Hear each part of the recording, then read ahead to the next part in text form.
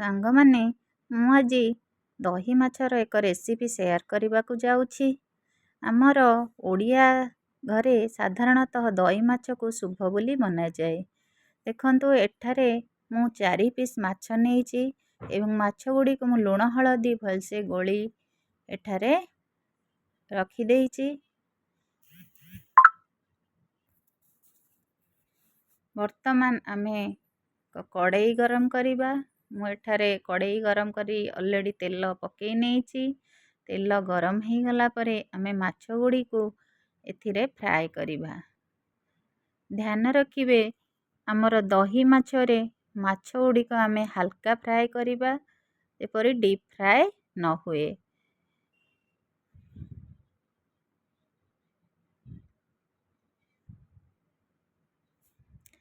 ଆମେ ମାଛ ଗୁଡ଼ିକୁ ଏପଟ ସେପଟ କରି ଗୋଟେ ମିନିଟ୍ ଫ୍ରାଏ କରି ନେବା।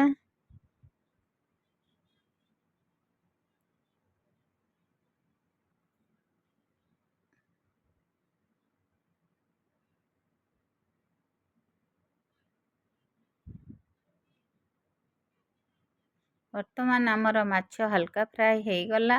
ଆମେ ଏହାକୁ ଏକ ପାତ୍ରକୁ କାଢ଼ି ନେବା।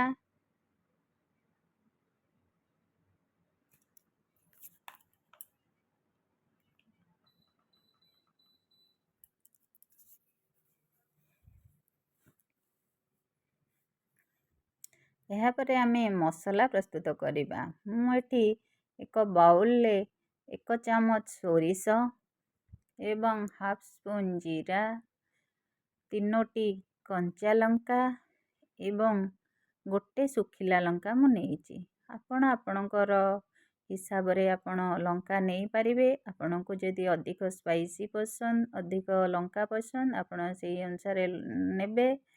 ବର୍ତ୍ତମାନ ଆମେ ଆଉ ଟିକେ ମସଲା ପ୍ରସ୍ତୁତ କରିବା। ମୁଁ ଏଠାରେ ହାଫ୍ ଇଞ୍ଚ ଅଦା ଏବଂ କିଛି ରସୁଣ ପାଖୁଡ଼ା ନେଇଯାଇଛି ଏବଂ ବର୍ତ୍ତମାନ ଏହାକୁ ଆମେ ଗ୍ରାଇଣ୍ଡିଙ୍ଗ କରିନେବା।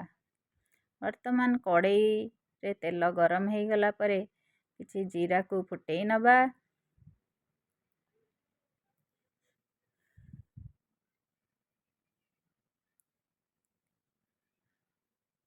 ଜିରା ଫୁଟିଗଲା ପରେ ଆମେ ମୁଁ ଏଠାରେ 2ରୁ 3ଟି କଞ୍ଚା ଲଙ୍କା କାଟିକି ରଖିଛି ଏବଂ କଞ୍ଚା ଲଙ୍କା ପକାଇ ନେବା। ଏବଂ ଏହାପରେ ମୁଁ କିଛି ଭୃସଙ୍ଗ ପତ୍ର ଏଥିରେ ନେଇଛି ଏବଂ ଭୃସଙ୍ଗ ପତ୍ରକୁ ଏଥିରେ ପକାଇ ନେଇ ଭଲସେ ଭାଜି ନେବା।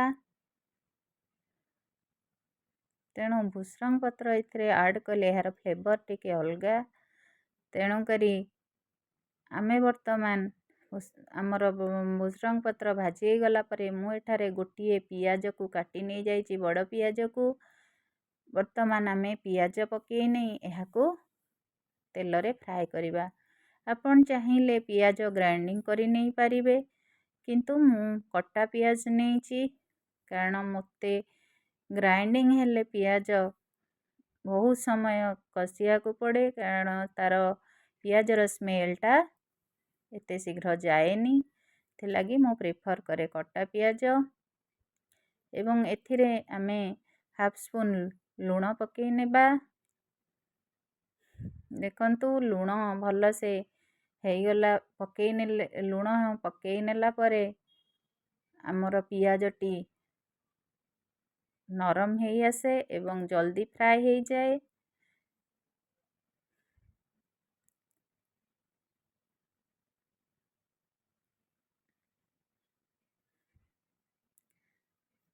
ବର୍ତ୍ତମାନ ଆମର ପିଆଜ ଫ୍ରାଏ ହେଇ ଆସିଲାଣି।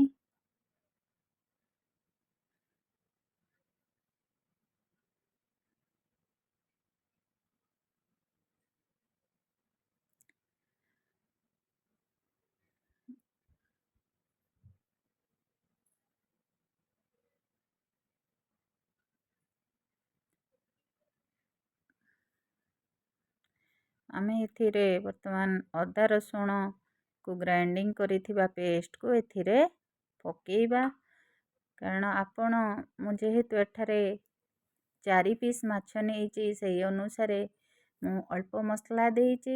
ଆପଣ ମଧ୍ୟ ଆପଣଙ୍କର ମାଛର କ୍ୱାଣ୍ଟିଟି ଅନୁସାରେ ଆପଣ ମସଲା ଆଡ଼୍ କରିପାରିବେ। ବର୍ତ୍ତମାନ ମୁଁ ଏଠାରେ ହାଫ୍ ସ୍ପୁନ୍ ଧନିଆ ପାଉଡ଼ର ପକାଇ ନେଇଛି।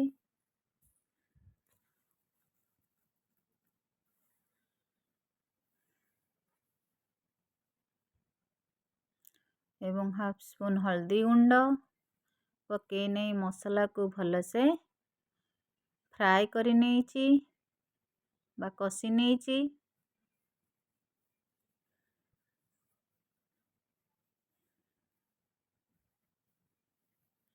ବର୍ତ୍ତମାନ ଆମେ ବାଟିକି ରଖିଥିବା ସୋରିଷକୁ ଆମେ ଏହାକୁ ଛାଣି ନେବା, ଯାହାଫଳରେ କି ଆମର ସୋରିଷର ଯେଉଁ ଖଦଡ଼ା ଅଂଶ ଗୁଡ଼ିକ ବାହାରିଯିବ।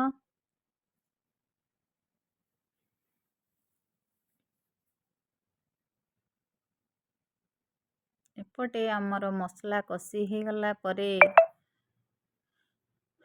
ବର୍ତ୍ତମାନ ଆମେ ଛାଣିକି ରଖିଥିବା ସୋରିଷ ବେସରକୁ ଏଥିରେ ଢାଳି ନେବା।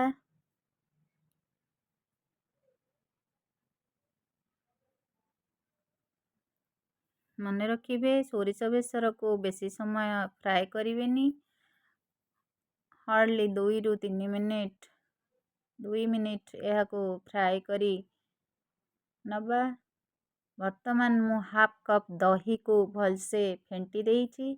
ଫେଣ୍ଟି ଏଥିରେ ଢାଳି ନେବା ଏବଂ ଏଠାରେ ମୁଁ ଗ୍ୟାସ୍ର ଫ୍ଲେମ୍କୁ ପୁରା ସିମ୍ ରଖିଛି ଏବଂ ଦହି ଢାଳିଲା ପରେ ଆମେ ଏହାକୁ କଣ୍ଟିନ୍ୟୁଅସ୍ ଗୋଳେଇ ନେବା, ଯାହାଫଳରେ କି ଦହି ଯେପରି ଫାଟି ନଯିବ। ଏବଂ ଏହାପରେ ଆମେ ପାଣି ଆଡ଼୍ କରି ନେବା।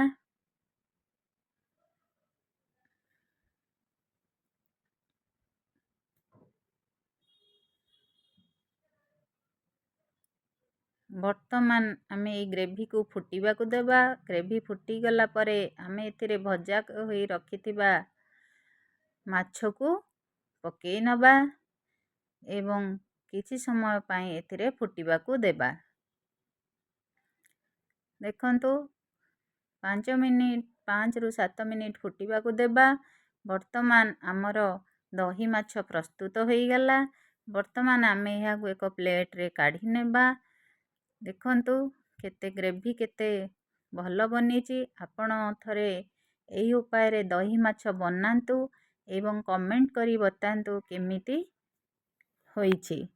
ଆପଣ ବେଶୀ ଖଟା ଦହି ଏଠାରେ ନେବେନି, ତେଣୁ ଆପଣଙ୍କ ମାଛର କ୍ୱାଣ୍ଟିଟି ଅନୁସାରେ ଦହି ନେବେ। ଭିଡ଼ିଓ ଭଲ ଲାଗିଲେ ଲାଇକ୍, କମେଣ୍ଟ ଏବଂ ସବସ୍କ୍ରାଇବ୍